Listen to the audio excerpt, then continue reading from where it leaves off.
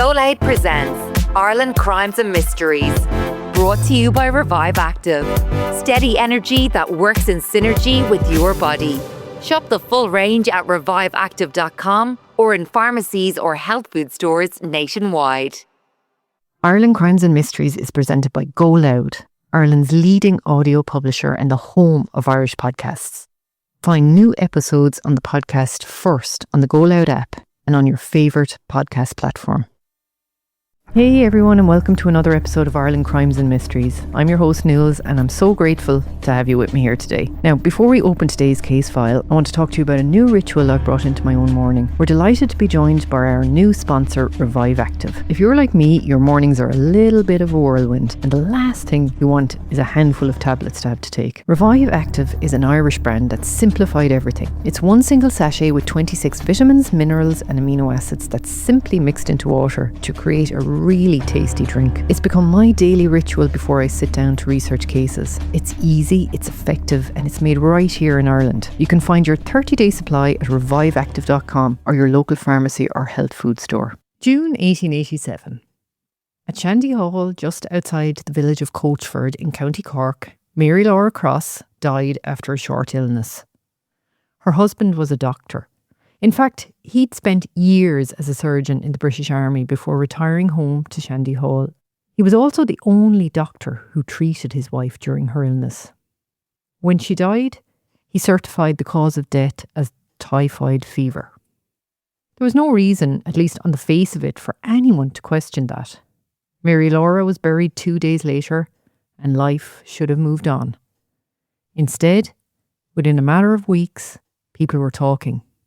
Not because Mary Laura had died, but because of what happened after her funeral. Hey everyone, and welcome back to Ireland Crimes and Mysteries. I'm Nules, and this week we're travelling back to Victorian Ireland, to a quiet corner of County Cork and a case that shocked the country in the late 1880s. It's the story of a respected retired army surgeon, a woman who died after weeks of suffering from a terrible illness, and a chain of events that unfolded so quickly afterwards that people began to ask whether her death had really been from natural causes. Long before DNA profiling or modern forensic science that we take for granted today, investigators would rely on careful detective work and the emerging science of toxicology to uncover what they believed had happened inside Shandy Hall. This is the story of the Coachford poisoning case. To understand how this story unfolded, we first need to meet the man at the centre of it. Dr. Philip Henry Eustace Cross was born at Shandy Hall near Coachford in County Cork in either 1824 or 1825. The exact years aren't certain. But by 1887, he was in his early 60s and had spent most of his adult life serving as a surgeon with the British Army. His military career took him to some of the biggest conflicts of the 19th century, including the Crimean War and the Indian Mutiny, before he eventually retired from the army in 1875 and returned home to the family estate at Shandy Hall. On the 17th of August 1869, while still serving with the British Army, Philip had married Mary Laura Marriott at St James's Church in Piccadilly, London. Interestingly, although we've been able to confirm the marriage through official records, very little else can be said with certainty about Mary Laura's life before that day.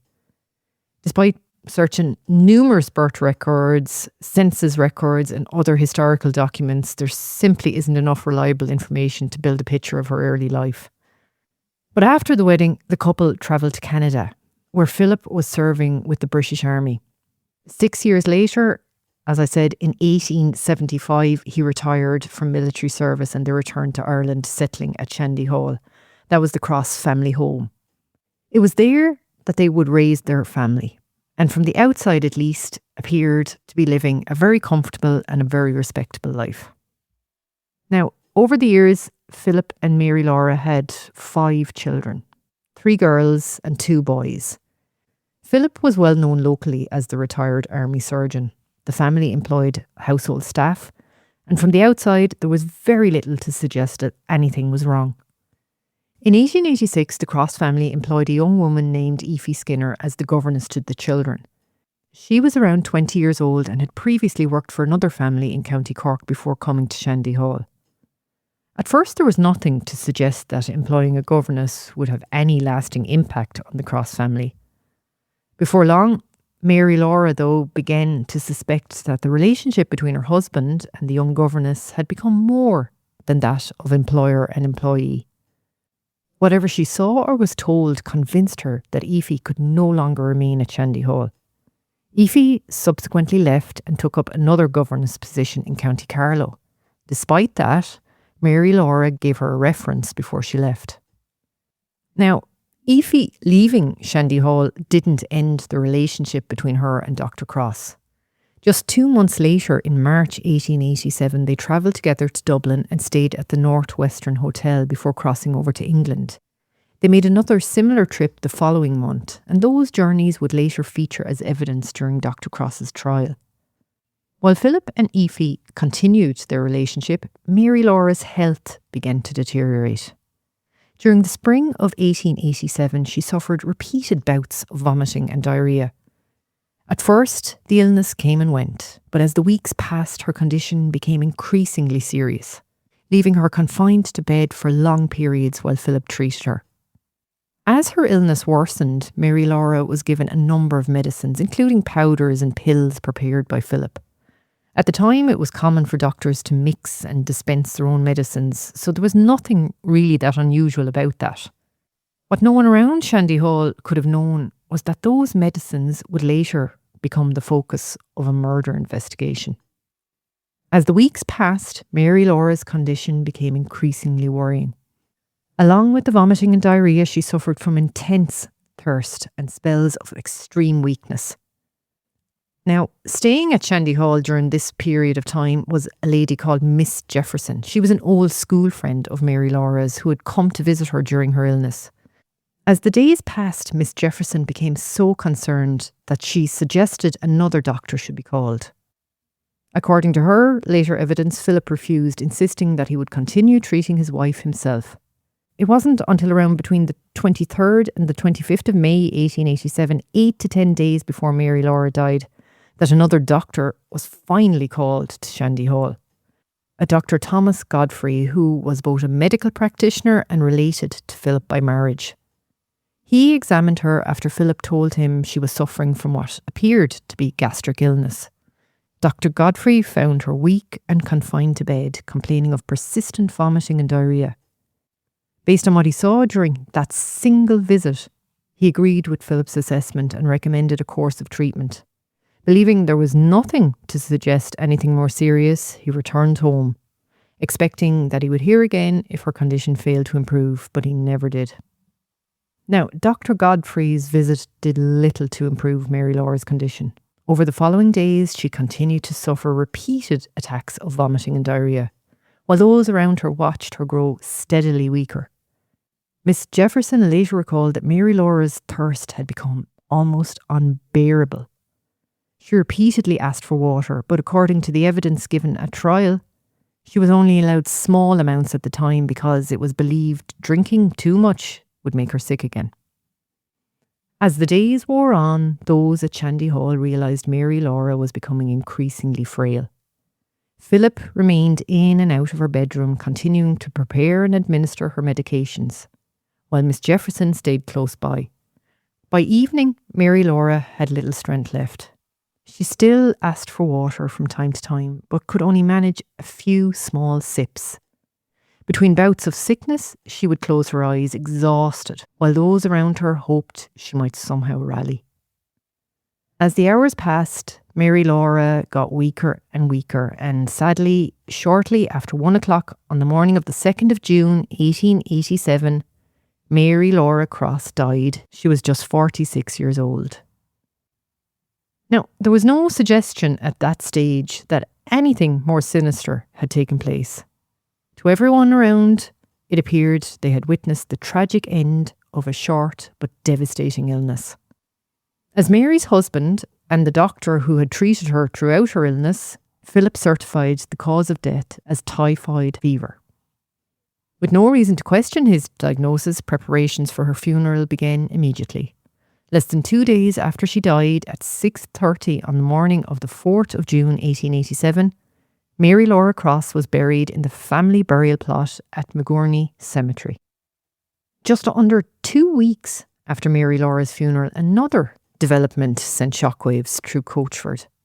On the 17th of June 1887, Dr. Cross married Aoife Skinner, his former governess at St James's Church in Piccadilly, London. The speed of the marriage coming so soon after Mary Laura's death quickly became the talk of the district and fuelled growing suspicion about the circumstances surrounding her final illness. As those suspicions grew, the authorities decided that Mary Laura's death could no longer be accepted at face value. On the 23rd of July 1887, her body was exhumed so that a full medical examination could be carried out. Samples were taken from her organs and sent for analysis to establish whether she had died from typhoid fever, as Dr. Cross had certified, or whether there was another cause of death. The examination revealed what investigators had feared. Dr. Charles Pearson's analysis found significant quantities of arsenic in Mary Laura's body, along with a small amount of strychnine. The discovery transformed the case overnight. What had been treated as a death from typhoid fever was now being investigated as a suspected murder. And attention quickly turned to the one person who had cared for Mary Laura throughout her illness and certified her cause of death, Dr. Philip Henry Eustace Cross. On the strength of Dr. Pearson's findings, the authorities moved quickly. On the 28th of July 1887, 5 days after Mary Laura's body was exhumed, Dr. Cross was arrested and charged with her willful murder. The respected country doctor now found himself at the centre of one of the most sensational criminal investigations Ireland had ever seen. News of Dr. Cross's arrest spread rapidly. The case attracted enormous public attention. In those days, people looked up to the doctor in much the same way they looked up to the local priest or schoolmaster. They were figures of authority, respect and trust within the community. The idea that a doctor could be accused of murdering his own wife was almost beyond belief for many people. Over the weeks that followed, witnesses were called, evidence was gathered, and the prosecution began assembling the case it would present in court. Dr. Cross was brought before the magistrates at Cork, where the prosecution began outlining the evidence it believed pointed to his guilt. Over the course of the committal proceedings, witness after witness took to the stand, each adding another piece to what the Crown argued was a carefully constructed case against the doctor. The hearing attracted huge public interest, with the courtroom regularly filled by people eager to hear the evidence for themselves. At the heart of the prosecution's case was the scientific evidence. Dr. Charles Pearson, who had carried out the analysis of Mary Laura's organs following the exhumation, was called to give evidence. He told the court that he had found arsenic in significant quantities, together with a smaller amount of strychnine. In his opinion, the amount of arsenic present was more than enough to have caused Mary Laura's death. Now, it's important to understand how arsenic works. It doesn't always kill straight away. If it's given in small amounts over a period of time, it can make someone progressively more and more sick. The symptoms, things like severe stomach ache, vomiting and diarrhoea, were also very similar to diseases doctors were treating every day, including typhoid fever. By the time enough arsenic had built up to become fatal, it could be very difficult to recognise that poisoning was the real cause. Dr. Pearson's findings transformed the case. The scientific evidence showed that arsenic had been present in Mary Laura's body in fatal quantities. But proving that she had been poisoned was only one part of the Crown's case. The prosecution now had to convince the jury that Dr. Cross and no one else had administered the poison. With the medical evidence established, the prosecution began calling witnesses it said would connect the poisoning directly to Dr. Cross. One of those witnesses was Mrs. Madras, who had known the family for years. She told the jury about a conversation she had with Dr. Cross several months before Mary Laura's death. According to Mrs. Madras, he remarked that his wife was in poor health and said he would not be surprised if she was dead by the time he returned home. On its own, it may not have seemed remarkable, but in the context of everything the jury had now heard about Mary Laura's death, the prosecution argued it was a conversation they just could not ignore. The Crown then turned its attention to the arsenic itself. Several witnesses gave evidence about its purchase, including chemists who told the court they had sold arsenic to Dr. Cross before Mary Laura's death. The prosecution argued these were not isolated transactions. Instead, they said they showed that Dr. Cross had obtained arsenic in the months leading up to his wife's death, something they believed supported their case that the poisoning had been planned. Now, the defence did not dispute that Dr. Cross had bought arsenic. The question was why. Evidence was given that arsenic was commonly used at the time for agricultural purposes, including treating seed grain and killing vermin. And it was not unusual for a country doctor with land to have access to it. But the prosecution argued that explanation did not fit the evidence they had already placed before the jury. Their case was that the arsenic found in Mary Laura's body had not been there by accident, nor had it been used for any legitimate purpose. They said it had been deliberately administered. The prosecution's next witness was Miss Jefferson. As I said, she had become known to Mary Laura during their school days, and by the spring of 1887 she had come to Shandy Hall as her guest. Miss Jefferson told the jury that when she arrived at Shandy Hall on the 29th of April, Mary Laura appeared to be in reasonably good health and was in generally good spirits, although there were times where she seemed despondent. During her stay, Miss Jefferson occupied the bedroom next to Mary Laura's and spent much of each day in her company. At night, however, she said nobody set up with Mary Laura because Dr. Cross remained in the room with his wife. As May progressed, Mary Laura's health became increasingly unpredictable. There were days when she seemed well enough to leave the room. Miss Jefferson recalled walking with her halfway to Coachford on the 18th of May, attending church with her the following day, and seeing her come downstairs for dinner that evening. But the improvement was short-lived. By the next morning, she was back in bed, suffering from sickness and diarrhoea.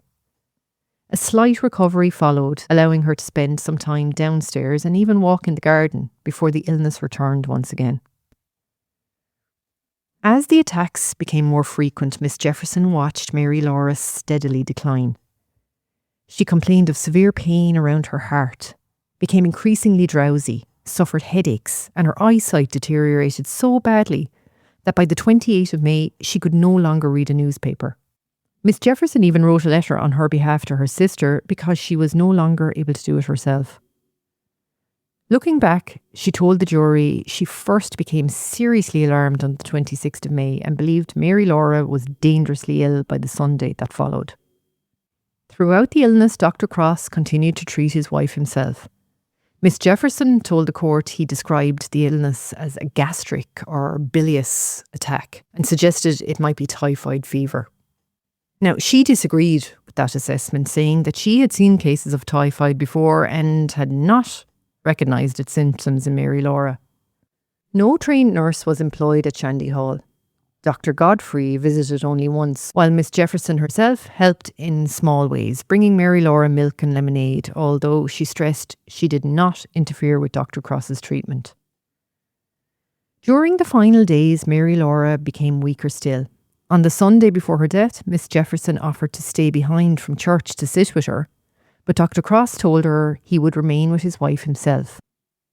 By the evening of the 1st of June, Mary Laura was so weak that her head had to be supported while she took food. Miss Jefferson left at around 10 o'clock that night, not knowing that it would have been the last time she would see her friend. She was told she had died the following morning at 6 o'clock. If Miss Jefferson's evidence painted the broader picture of Mary Laura's decline, the next witness filled in the detail. Mary Barron was the parlour maid at Shandy Hall, and she'd been working there for about 5 months when Mary Laura became ill. She told the court that Mary Laura had not been confined to bed before the illness took place, but once it did, she spent around 2 weeks bedridden before her death. During that time, only a small group cared for her. Dr. Cross, the housemaid, Miss Cross, who was Dr. Cross's sister, Mary Barron, and Miss Jefferson. Barron described bringing Mary Laura food and drinks during her illness. On one occasion, she prepared corn flour, although Mary Laura never ate it. She brought her drinks of lemonade, which she did take. After she became confined to bed, however, Barron never saw her eat solid food again. She also told the jury that the food and drinks generally came from the kitchen, where they had been prepared by the cook. What Barron remembered most was the relentless vomiting. She told the court that while she was attending Mary Laura in the evenings, the vomiting was almost continuous. She regularly had to clear away what Mary Laura brought up. During one conversation, Mary Laura remarked that the medicine she had been given always disagreed with her stomach. Barron admitted she never actually saw the medicine being administered and did not know who had given it to her, but she did notice only one labelled bottle in the room, a bottle marked chlorodyne, sitting on the mantelpiece. About 10 days before Mary Laura died, Dr. Godfrey, as I said, had been called to Shandy Hall. Barron believed he had been sent for professionally rather than simply calling as a friend, although she could not say whether he prescribed anything. It would be the only time another doctor examined Mary Laura before her death. On the evening before Mary Laura died, Barron was with her from 5 o'clock until shortly before 6. She said Mary Laura continued to vomit throughout that time. Miss Cross came into the room briefly, followed shortly afterwards by Miss Jefferson, who asked how was Mary Laura, but neither woman remained for long. Barron stayed behind to continue caring for her. The following morning, Dr. Cross woke the servants at about 6 o'clock and told him that Mary Laura had died during the night. When Barron eventually saw her body a few hours later, she had not yet been laid out. Barron, the housemaid, and Dr. Cross then washed and dressed her for burial. She noticed nothing unusual about the appearance of the body. The prosecution then called the only independent doctor who had examined Mary Laura before her death, and that was Dr. Godfrey. Now, Dr. Godfrey lived in Broomhill near Dripsey, just a short distance from Shandy Hall. He was also connected to the Cross family through marriage and had known Mary Laura for years, having treated her on previous occasions. Around 8 to 10 days before her death, Dr. Cross asked for him to come and see his wife. Before leaving his own house, Dr. Godfrey asked what was wrong with her. Dr. Cross told him she had diarrhoea. When he arrived at Shandy Hall, he found Mary Laura in bed with a damp handkerchief across her forehead. He asked the usual questions about her symptoms, including whether she had pain in her stomach and what in particular was troubling her. From his examination, he formed the opinion that she had been suffering from nothing more than a bilious attack. He suggested that Dr. Cross give her 3 or 4 grains of calomel, followed by a mild aperient the following morning. He never saw her again and never learned whether that treatment had been given. One answer in particular caught the jury's attention. The prosecution showed Dr. Godfrey the death certificate that Dr. Cross had completed after his wife's death, which stated Mary Laura had died from typhoid fever after 14 days of illness. Asked whether that diagnosis matched what he had seen when he examined her, Dr. Godfrey's reply was unequivocal. In his professional opinion, Mary Laura had not died from typhoid fever. That evidence was significant because it came from the only outside doctor who had actually seen Mary Laura during her final illness. Up to that point, the jury had heard from those who watched her condition worsen day by day. Now they had heard from a medical practitioner who directly challenged the cause of death that Dr. Cross himself had certified. Another witness was James Killock, an employee at Messer Goulding's in Cork. He remembered Dr. Cross coming into the business on the 2nd of September 1886, around 8 months before Mary Laura died, asking to buy a pound of arsenic. When asked what he wanted it for, Dr. Cross replied it was for the sheep dipping. Killock sold him the arsenic and entered the sale in the poisons register exactly as the law required him to do so. On its own, that purchase proved very little. In the 19th century, arsenic was commonly used on farms and estates, particularly in treating sheep. Buying it wasn't illegal, and many respectable landowners did exactly the same. But once investigations began to suspect that Mary Laura's death might not have been from typhoid fever, that routine purchase suddenly took on a very different significance. It gave them a possible source for the poison they believed had been administered over many weeks. The next step was an extraordinary one. Nearly 2 months after Mary Laura had been buried, investigators ordered her body be exhumed from Magorney Cemetery. Pearson told the court that he had found no evidence to support the diagnosis of typhoid fever recorded on the death cert. Instead, he discovered white particles in the gullet, which chemical analysis identified as arsenic. He also found arsenic in the liver, spleen and kidneys. According to his analysis, there was around 1.28 grams of arsenic in the liver alone, a quantity he considered more than sufficient to cause death. His conclusion was dramatic. He told the jury that in his opinion, Mary Laura had been slowly and repeatedly poisoned with arsenic over a period of time, before receiving what he prescribed as the finishing stroke with strychnine shortly before her death. For the prosecution, this was the cornerstone of the entire case. Until now, they had built a picture through the observations of friends, servants and doctors. Pearson's evidence was intended to explain why Mary Laura had suffered weeks of vomiting, diarrhoea, weakness and failing eyesight.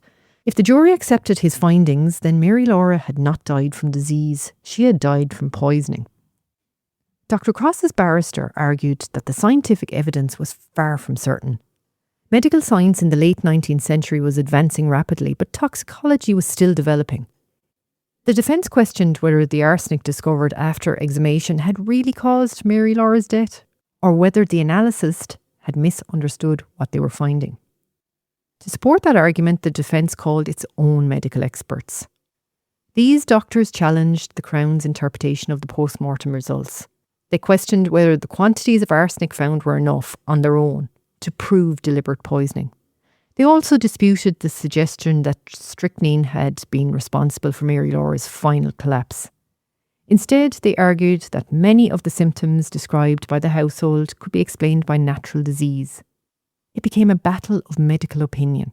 One group of experts insisted the findings could only point to poisoning. The other maintained the evidence wasn't nearly as clear-cut. For the jury, the decision was becoming increasingly difficult. They weren't simply deciding which witness they believed.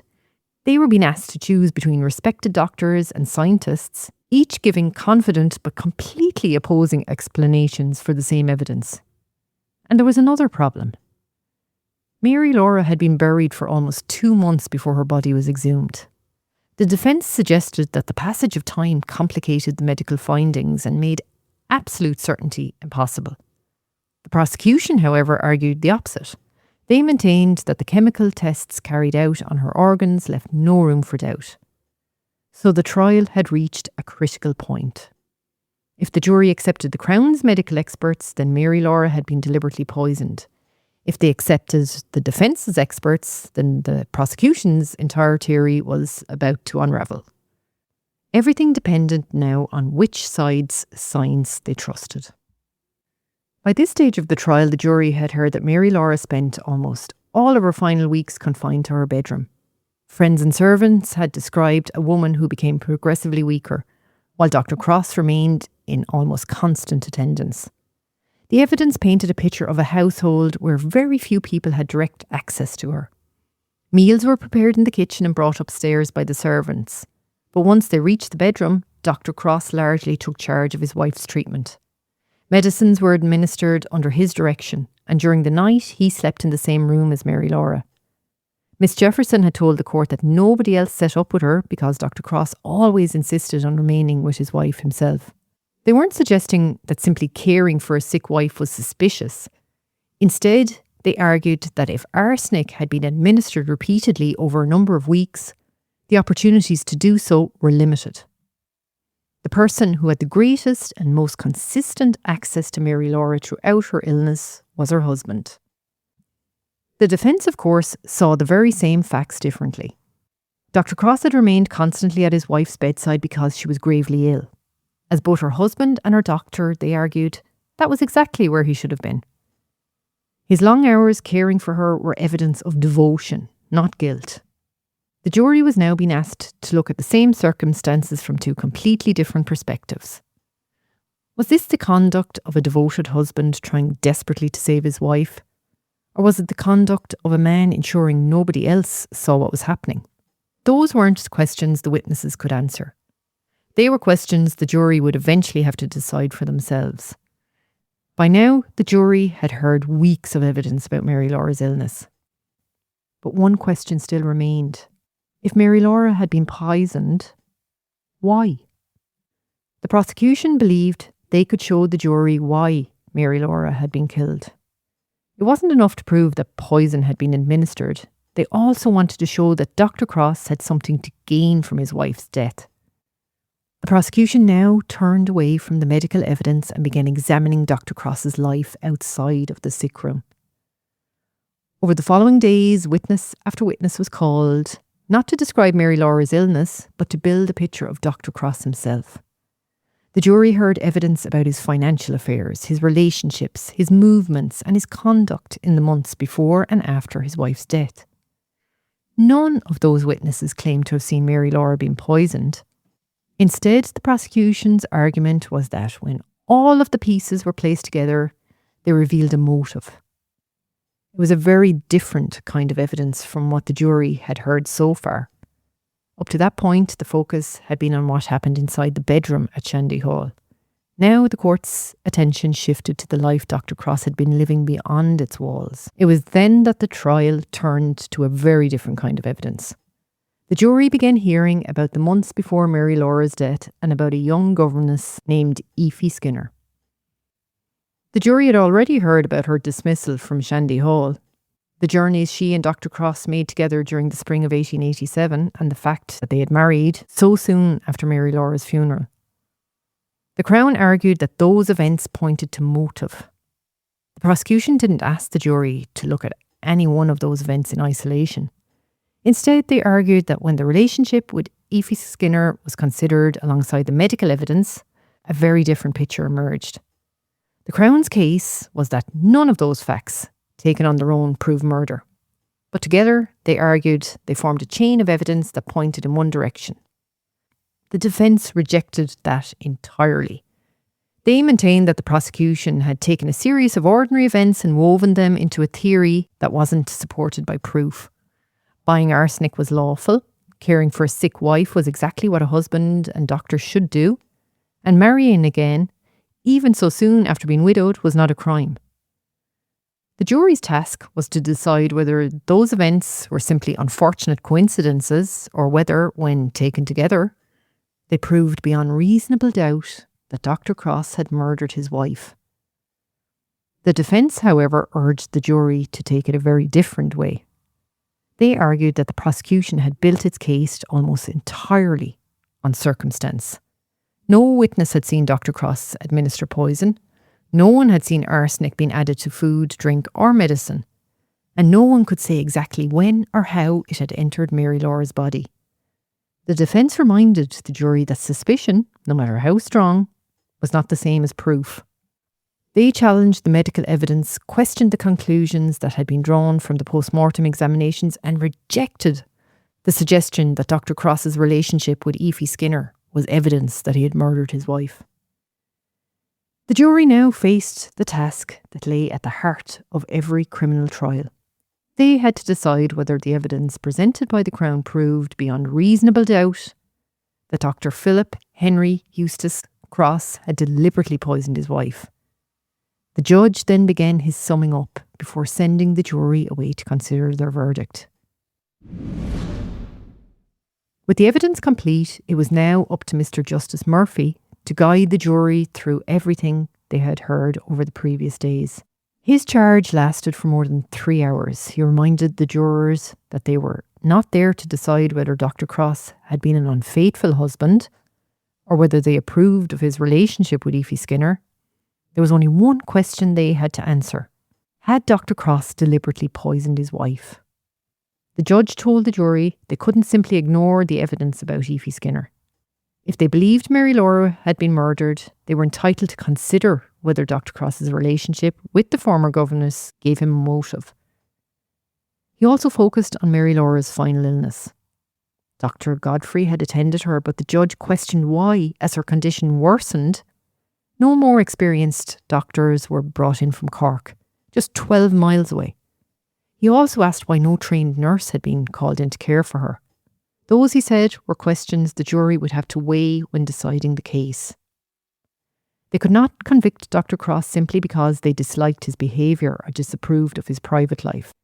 If they were to find him guilty, they had to be satisfied that the evidence proved Mary Laura had died by poison, and that Dr. Cross was the person responsible. At 3:30 that afternoon, after speaking for more than 3 hours, Mr. Justice Murphy finished his charge and the jury retired to consider their verdict. It wasn't long before they returned to the courtroom, but they hadn't yet reached a decision. Instead, they wanted to hear from Dr. Pearson once more. They asked him one final question. Did he have any doubt that Mary Laura Cross had died from poison? His answer was unequivocal. Not the slightest. The jury retired again. Then, some 40 minutes later, they returned to the courtroom. This time, they had reached a decision. The foreman stood and delivered the verdict. Dr. Cross was found guilty of the murder of his wife, Mary Laura Cross. According to the newspapers, Dr. Cross showed little reaction. Reporters wrote that he appeared calm and displayed almost no emotion as the guilty verdict was read out. When asked if he had anything to say before sentence was passed, Dr. Cross stood up and calmly told the court he was innocent. He then took a notebook from his pocket and, for around half an hour, went through the evidence point by point, challenging the prosecution's case. He asked the court why he would poison his wife when, he claimed, he would lose a stipend of £40 a year, along with other money he expected to receive from her brother if she lived. He insisted he had no reason to kill her for the sake of another woman. He also argued that Dr. Godfrey had prescribed medicines containing both arsenic and strychnine, and said those prescriptions could be produced. He reminded the court that his wife kept a chest of medicines in her room. Turning to the judge's criticism of his medical care, Dr. Cross said he simply did not agree with it. He maintained that he had wanted nothing more than a fair hearing. He admitted that he had behaved wrongly in his relationship with Miss Skinner, but he said he had married her because, in his words, it was the only justice he could do her, and because he wanted someone to help care for his children. After speaking for around 30 minutes, Dr. Cross ended where he began. He again declared that he was innocent. When Dr. Cross had finished speaking, Mr. Justice Murphy prepared to pass sentence.